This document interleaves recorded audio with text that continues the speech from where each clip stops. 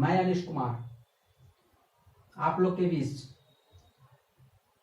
आज फिर से इंग्लिश का एक नए कॉन्सेप्ट के साथ आया और उम्मीद करता हूं कि आपको ये वीडियो अच्छा लगेगा और अच्छा लगे तो इसको वीडियो को लाइक कीजिए, शेयर कीजिए और बगैर स्किप किए हुए देखिए और चैनल को जरूर सब्सक्राइब करें ताकि हमारी मनोबल बढ़े और मैं आप लोगों के लिए उत्तर प्रदेश और बिहार जैसे राज्य के मजदूर और किसान के बच्चे का जो इंग्लिश कमजोर होती है उसको कैसे दूर किया जाए, उस पे नए नए कॉन्सेप्ट के साथ और नए नए विचारों के साथ उन्हीं के आसान भाषा में कैसे इंग्लिश की समस्या को दूर किया जाए, इस पर नए नए एक्सपेरिमेंट आपके साथ सामने लेकर आते रहूंगा। इसलिए मैं आपसे बस यही अनुरोध करूंगा कि चैनल को जरूर सब्सक्राइब करें, क्योंकि सब्सक्राइब करने में आपको कुछ पैसा जाता नहीं है।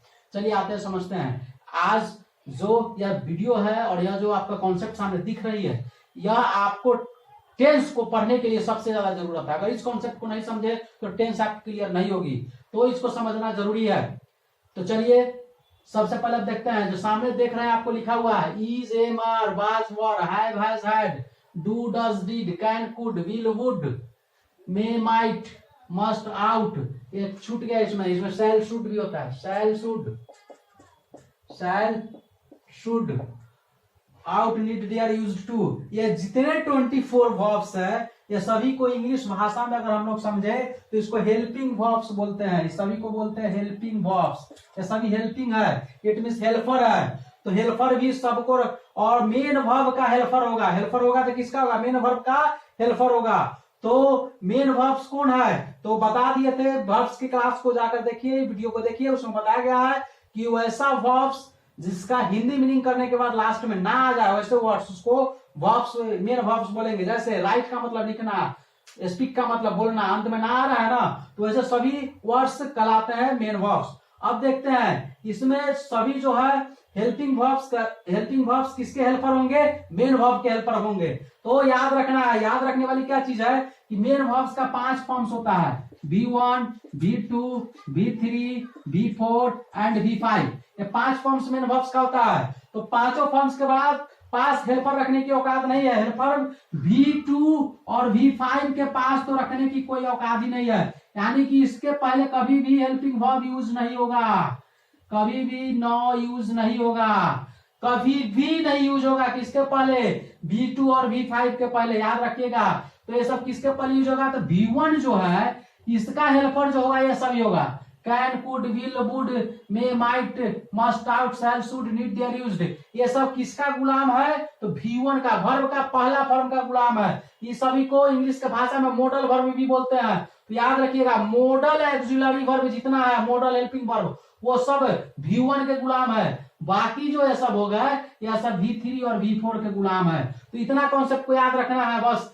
यह सभी किसका? V3 और V4 का गुलाम है। और बाकी जो है can, could, will, would, may, might, must, ought, need, dare, used, या 24 में 13 जो वर्ड होते हैं यह सभी वर्ब्स होते हैं मॉडल हेल्पिंग वर्ब। और मॉडल हेल्पिंग वर्ब V1 के गुलाम होते हैं, वर्ब के फर्स्ट फॉर्म को। इतना संपर्क समझिए। बाकी अगला कॉन्सेप्ट जो आज हम समझाने वाले हैं आपको, उसको समझने के लिए एक स्टोरी पे समझ चलते हैं पहले, और स्टोरी को सुन लेते हैं। आप लोग सिनेमा में देखते होगा, पुराने जमाने के सिनेमा में क्या होता था कि एक जो होता था आपका हीरो, जो होता था, हीरो होती थी, एक गुंडा होता था। तो गुंडा जो होता था कोई रईस होता था, कभी कोई मंत्री होता था, कभी कोई आपका क्या कहते हैं विधायक होता था। तो विधायक या मंत्री का बेटा के साथ हमेशा हेल्पर रहता था। तो अब विधायक या मंत्री का बेटा अगर गलती भी करता था तो क्या करते थे, उसके साथ जो हेल्पर है उस पर ठोक देते थे। यानी कि जब भी निगेटिव हो किसी सेंटेंस में, किसी काम में निगेटिव हो या क्वेश्चन उठने वाला हो, तो सबसे पहले उसके साथ जो हेल्पर रहता था उस पर ठोका जाता था। यानी सेंटेंस का हेल्पर कौन आएगा? ये सब आएगा, तो सबसे पहले इस पर ठोक दिया जाएगा।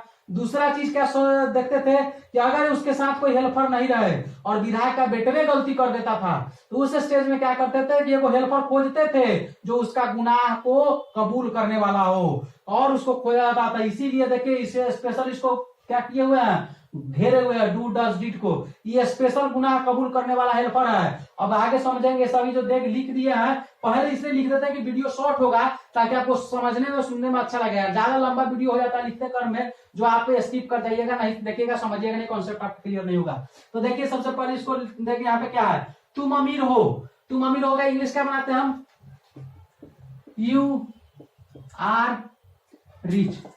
देखिए as a English grammar rules के अनुसार या आर जो है यहाँ पे हेल्पिंग वर्ब नहीं है, मेन वर्ब है, मेन वर्ब हो गया।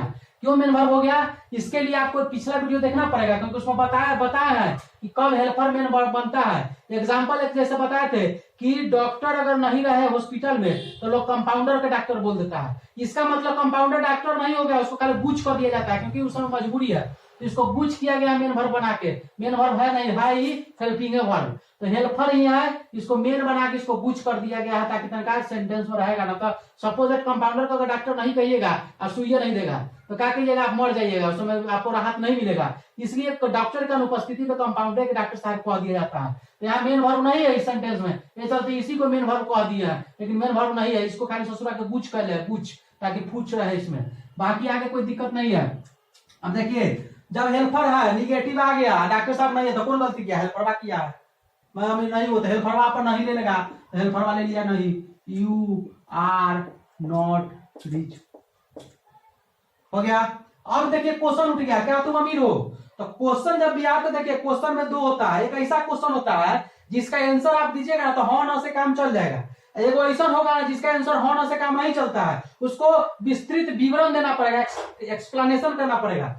तो जिसका आंसर हाँ ना से काम चल जाए उसको हम लोग बोलते हैं वीक इंट्रोगेटिव, वीक इंट्रोगेटिव। जैसे क्या तुम अमीर हो, हाँ, क्या तुम गरीब हो, हाँ, तो यहाँ हाँ ना से काम चल गया। लेकिन जब इसकी बात करते हैं हम लोग तो तुम कैसे अमीर हो, तो इसमें आपको पूरा एक एक्सप्लेनेशन देना पड़ेगा कि कैसे हम अमीर है। मेरे पास 4 चक्का है इसलिए हम अमीर है, मेरे पास 10 लाख रुपया है इसलिए अमीर है, मेरे पास 4 तला मकान है इसलिए अमीर है। यानी कि इसका आपको पूरा फुल एक्सप्लेनेशन देना पड़ रहा है, इसलिए इसको होना से काम नहीं चलने वाला है। तो ऐसा सेंटेंस को हम लोग बोलते हैं स्ट्रॉन्ग इंट्रोगेटिव, इसको बोलते हैं स्ट्रॉन्ग इंट्रोगेटिव। यहाँ पे छूट गया साइन ऑफ एक्सक्लेमेशन देना पड़ेगा, sign of interrogation, sign of interrogation आपको देना पड़ेगा, नहीं दीजिएगा तो सारा क्वेश्चन गड़बड़ हो जाएगा।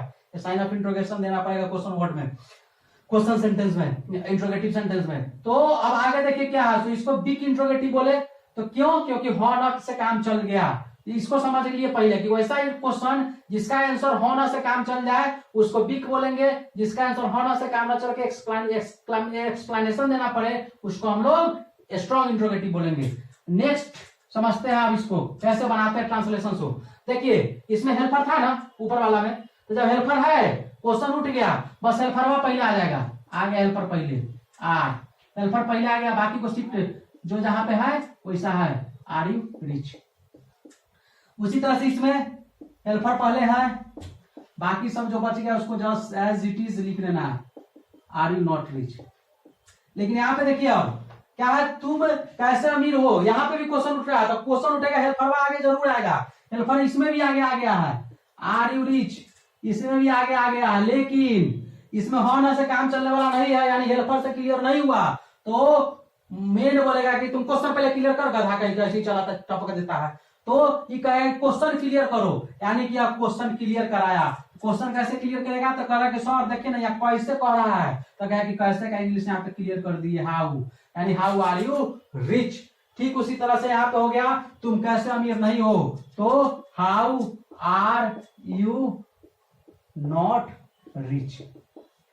तो आपको इस कॉन्सेप्ट को समझ में आ गया, यहाँ पे बहुत आसान था क्योंकि यहाँ पे हेल्पर था, तो सिर्फ हेल्पर निगेटिव में भी अपना नोट ले लिया, क्वेश्चन आया आगे चलाया, क्वेश्चन क्या कहते हैं बिग था उसमें आगे, लेकिन काम नहीं चला तो क्वेश्चन को मालिक ने क्लियर करवा लिया। नेक्स्ट टॉपिक को समझते हैं, यहाँ पे मेन समझना यहीं पे है, क्योंकि जब इसको नहीं समझेगा तो टेंस समझना मुश्किल है, टेंस नहीं इसका ज्यादा प्रयोग, या टेंस का यहाँ पर सेंटेंस दिख रहा है सिंपल टेंस है। अब यहाँ पे करते क्या है, तुम दौड़ते हो तो यू रन लिख लिए, लेकिन आप बताइए यहाँ पे कि यहाँ पे तो हेल्पर था इसलिए नॉट हुआ तो हेल्पर ले लिया नॉट, इंट्रोगेटिव हुआ तो हेल्पर आगे, इंट्रोगेटिव हुआ, हेल्पर आ गया आगे, ये में हेल्पर रहते नहीं, इसमें मेन है।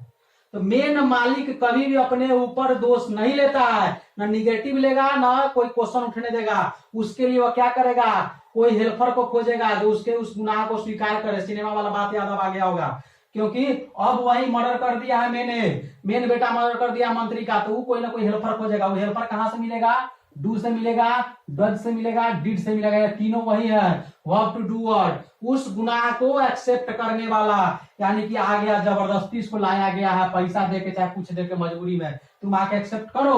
अब निगेटिव आ गया तो ये करेगा बेचारा, क्या करेगा, मरता क्या नहीं करता, लेगा यू। ये हेल्पर आ गया बीच में अपना नॉट रखने के लिए, डू नॉट रन।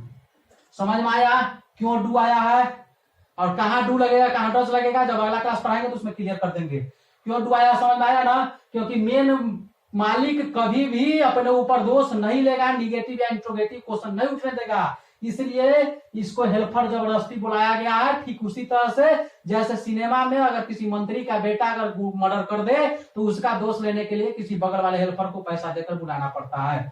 आगे फिर देखिए, क्या तुम दौड़ते हो, इसमें भी हेल्पर तो नहीं था, हेल्पर बुलाना पड़ेगा, तो कौन हेल्पर है, डू है, इसको ले आया गया है, तो डू यू रन। क्या तुम नहीं दौड़ते हो, हेल्पर नहीं है, बुलाना पड़ेगा, डू यू नॉट रन। तुम कब दौड़ते हो, फिर हेल्पर आ गया है, लाया गया है, डू यू रन। लेकिन बताइए हॉर्न से काम चलने वाला नहीं है, बताना पड़ेगा हम 6 बजे दौड़ते हैं कि 9 बजे दौड़ते हैं, यानी क्लियर करना पड़ा। अभी करेगा क्वेश्चन पहले क्लियर कर देता था, तो ये क्वेश्चन पहले क्लियर करेगा, यानी कब का क्लियर कर दिया, व्हेन डू यू रन। उसी तरह से तुम कब नहीं दौड़ते हो, तो इसका हो जाएगा when do you not run. तो आपको यह इंट्रोगेटिव सेंटेंस और निगेटिव सेंटेंस कैसे बनता है, कहां पे हेल्पर जबरदस्ती डू और डज आ गया, क्यों आएगा, आपको यह समझ में आ गया होगा। अब थोड़ा सा कॉन्सेप्ट इसको भी जान लीजिए। पास्ट टेंस वाला में जब काम करते हैं तो सब में डिड लगाते हैं, सब में निगेटिव हो, निगेटिव सेंटेंस हो या इंट्रोगेटिव हो, उसमें क्या लगाएंगे, डिड। और जो मेरा प्रेजेंट की बात करते हैं उसमें याद रखिएगा डू का भी प्रयोग होता है, डज का भी प्रयोग होता है। तो डज जो होता है ही, सी, इट और एक नाम सिंगल नेम के पहले, इसके अलावा बाकी जो बचता है सबके लिए हेल्पर डू आ जाता है बलि चढ़ने के लिए, और इस सभी के लिए सी, इट और एक नाम सिंगल कोई नाम रहेगा उसके लिए हेल्पर डज आता है बलि चढ़ने के लिए। पास्ट में सबके लिए डिड आता है बलि चढ़ने के लिए, पैसा पे खरीदा जाता है क्योंकि इसमें हेल्पर नहीं है, तो निगेटिव और इंट्रोगेटिव लाने के लिए इसको लाना पड़ेगा। जैसे सिनेमा में मेन मंत्री के बेटा को बचाने के लिए साइड से खरीदना पड़ता है उसके गुनाह को कबूल करने के लिए। तो आपको समझ में आया होगा, वीडियो को पॉज कीजिए, नोट कीजिए, अच्छा लगे तो लाइक कीजिए, सब्सक्राइब कीजिए, कमेंट के माध्यम से बताइए, चैनल को जरूर सब्सक्राइब कीजिए ताकि हमारा मनोबल ऊंचा रहे और मैं आप लोगों के लिए ऐसा वीडियो इस कॉन्सेप्ट के साथ में इंग्लिश की जो जटिल समस्या है उसको दूर करने की कोशिश करूंगा। जय हिंद, जय भारत, इनकलाब जिंदाबाद।